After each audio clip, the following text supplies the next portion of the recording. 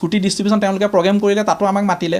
তো আমি গ'লোঁ, গৈ পেলাই তাত দেখা পালোঁ যে আমাৰ নামবিলাক শ্ব' কৰি আছে, কিন্তু আমাকতো স্কুটি ল'বলৈ নামাতিলে তেওঁলোকে। তাৰপিছত কি হ'ল, তেওঁলোকে ডিচেম্বৰ মাহত ষ্টেপ ৱাইজ তেওঁলোকে ছ'চিয়েল মিডিয়াত পোষ্ট কৰি আছে যে 48,670 ষ্টুডেণ্টক বাইক স্কুটিটো মানে বিতৰণ কৰা হৈ গ'ল বুলি। তেতিয়া আমাৰ সন্দেহ আহি গ'ল যে আমাৰ স্কুটিটো ক'লৈ গ'ল, তো আমিতো স্কুটিটো পাব লাগিছিলে।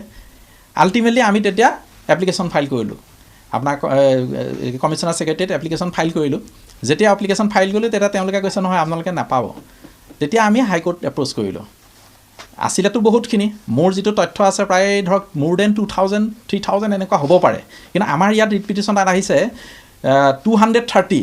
আমাৰ ৰিট পিটিশ্যনৰ নাম্বাৰটো হৈ গৈছে WPC 544/2025।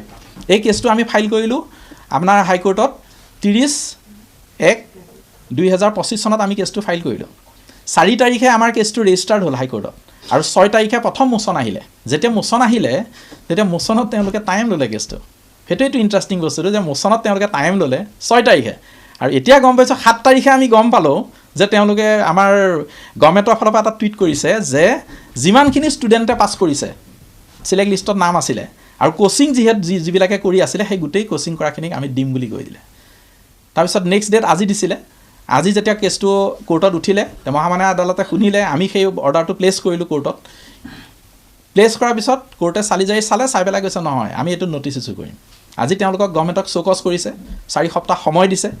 কিন্তু আমি ভাবিলোঁ যে হয়তো গভৰ্ণমেণ্টে এনেকুৱা এটা ক্লু ল'ব পাৰে যে যিহেতু 230জনে কেছ ফাইল কৰিছে, তেওঁলোকে ক'ব পাৰে পিছত যে কেছ ফাইল কৰাখিনিক আমি নিদিওঁ, বাকীখিনিক দিম।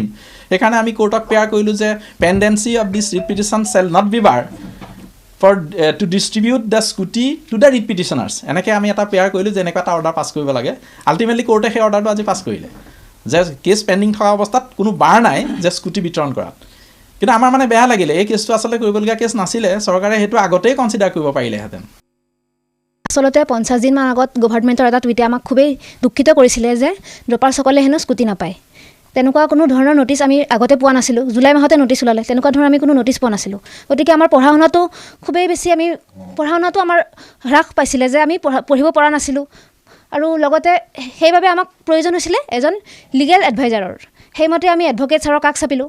এডভকেট অৰুণাথ ছাৰে আমাক খুবেই সহায় কৰিলে, আৰু আমাৰ বিশ্বাস আছিলে যে উচ্চ ন্যায়ালয়ে আমাক দুখিত নকৰে, আমাক আমাৰ প্ৰাপ্যটোৰ পৰা আমাক বঞ্চিত নকৰে, তেওঁলোকে আমাক যথেষ্টখিনি সহায় কৰিব বুলি আমি বিশ্বাস ৰাখিছিলোঁ। সেইমতে আমি আগবাঢ়ি গ'লোঁ। আমাৰ এডভকেট ছাৰেও যথেষ্টখিনি সহায় কৰিলে, গোটেইখিনি প্ৰচিডিউৰ তেওঁলোকে কৰিলে, আমাক পঢ়া শুনাত মন দিব ক'লে, আৰু তেওঁলোকেই গোটেইখিনি কৰিলে। সেইমতে 30 তাৰিখে কেছ ফাইল হ'ল।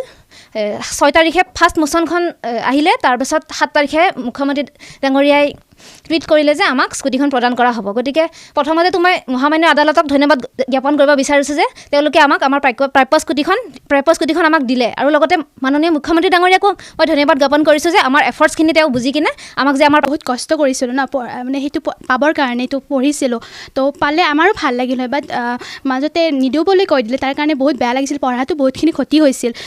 তো আমিও এনেকৈ কাষ চাপিলোঁ আদালতৰ।